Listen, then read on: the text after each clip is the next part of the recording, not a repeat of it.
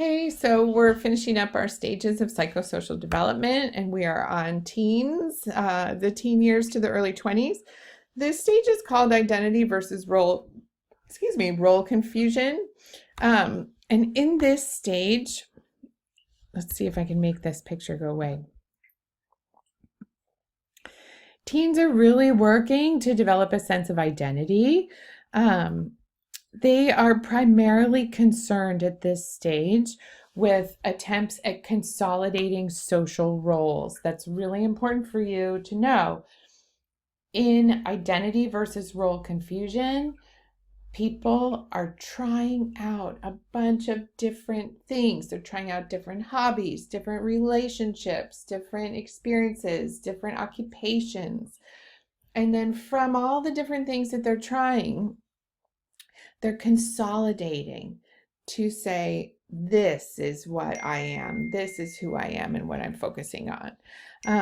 And so people in this stage might appear preoccupied with what other people think of them.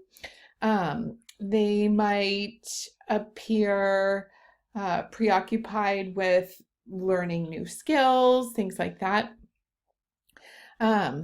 And it's really at this stage where there is a danger of identity diffusion. And what that means is there's the danger of doubting one's identity, that we're not sure who we are. We're not sure what we like, what brings us joy, what ignites a fire in us. And in general, it's the primary inability to settle on an occupational identity that ends up really disturbing young people. But at this stage, Erikson would say that it is your job to try a bunch of different things. Um, Sorry, there we go. And so one of the things that we also want to avoid is identity foreclosure. Foreclosure means like an early settling. And when we're talking about identity foreclosure, what usually happens is people will settle early on an identity for themselves and they have not engaged in this exploration of social and occupational roles. So sometimes people who come from families where it's like, my grandpa was a cop, my dad's a cop, I'm a cop. Of course, I would never be anything else. And what we find is sometimes that works for people, and other times people who have foreclosed on an identity later down the road feel stifled by their choice and lean towards role confusion at a later point in time. So oftentimes the way that people in the US view adolescence and early adulthood is this time of moratorium. And during moratorium, adolescents, young people are still kind of in this crisis period, and they're unable to make a commitment to a particular role or identity. But in this struggle, they're really attempting to compromise parental wishes, expectations, society's demands, and their own capabilities.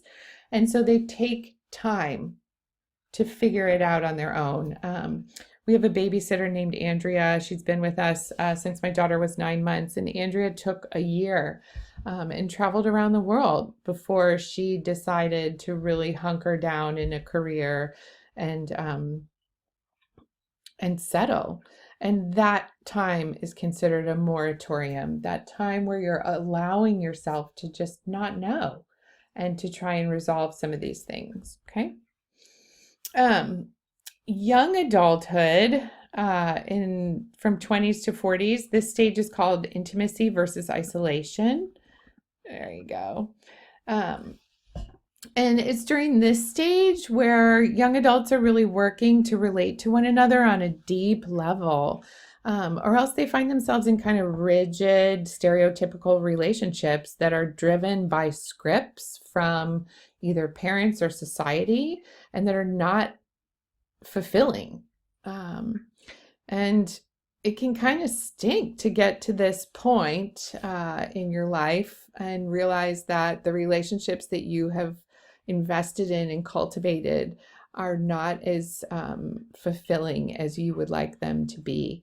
It can be painful, but one of the things that really helps people to navigate to this stage and tend toward intimacy is having navigated the earlier stages with a sense of secure attachment. That early secure attachment is what is going to provide us the schema, that's Piagetian, the schema for how to form close, personal, meaningful relationships. So if we have secure attachment, we've formed trust, we've come away with some sense of autonomy, initiative, and identity, usually we get to here and we have a sense of intimacy, or we're able to cultivate one if we're not experiencing it. And so when we talk about isolation, we usually find that relationships are lacking in spontaneity or in warmth, or just this like real exchange of fellowship. It feels rigid. It feels like fake. And so that's what people in this stage are working on. Okay. The next stage is middle adulthood. This is my aunt and my cousin's kids, and she is their grandparent, and boy, oh boy, does she love them. She takes them on bike rides and takes them to school, and she just loves spending time with them. And that is how she fulfills her purpose of giving back to the next generation, which is what this next middle adulthood stage is about. Generativity versus stagnation. And this is from 40s to 60s. And so it's really during this stage that people are looking to discover a sense of contributing to the world. You want to feel like what you're doing is mattering, is making a difference, is going to help later somebody. And people who aren't feeling like they're making a global type of contribution might feel like they're lacking a sense of purpose. And so oftentimes this is where you see that like midlife crisis. People kind of go, wait a minute, I thought I was all about the money, and really I'm ready to leave the money and go do something that feels like it's giving back. Or sometimes they've been giving and giving and giving, and they decide to change it up and go more for the money. So sometimes this is where we see our midlife crisis, and we're really trying to feel as though we're giving back to the next generation, or we're contributing to the betterment of the world. The last stage is late adulthood. This stage is called integrity versus despair.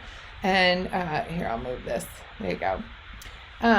This is where people are reflecting on their lives, and they either have an internal sense that the choices they made, the things they did, the relationships they nurtured and didn't nurture, they're content with.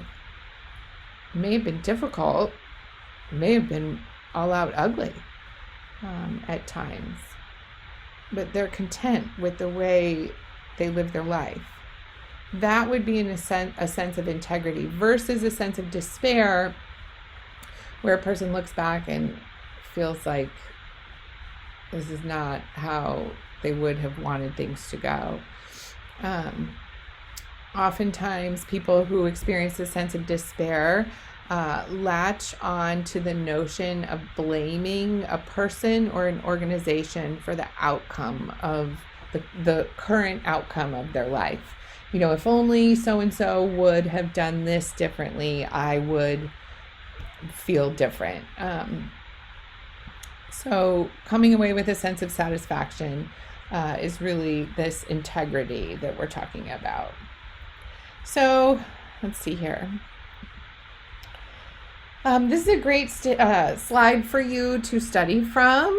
You've got each of Erikson's stages all listed out there, along with the description of the task that they're working on, as well as the ages. And I suggest that you use this particular slide to study from. And then if you have any questions, I am happy to answer them for you. You can post your questions to the Q&A for Unit 1, or you can email me or post them in a discussion if you like to. So Erikson's stages, I think, are really important when we're thinking about a person, especially in psychology, where you're oftentimes working to identify how to help someone get back on track developmentally. Usually people seek out therapy or counselors when something happened and it's disrupted their natural growth and development.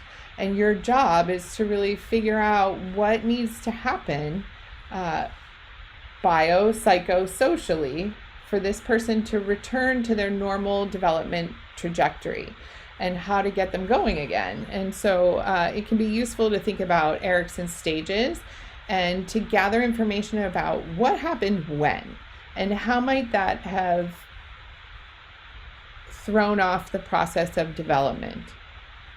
How might that have impacted future stage navigation, and what might need to happen to help restore this person back to the other side of the continuum.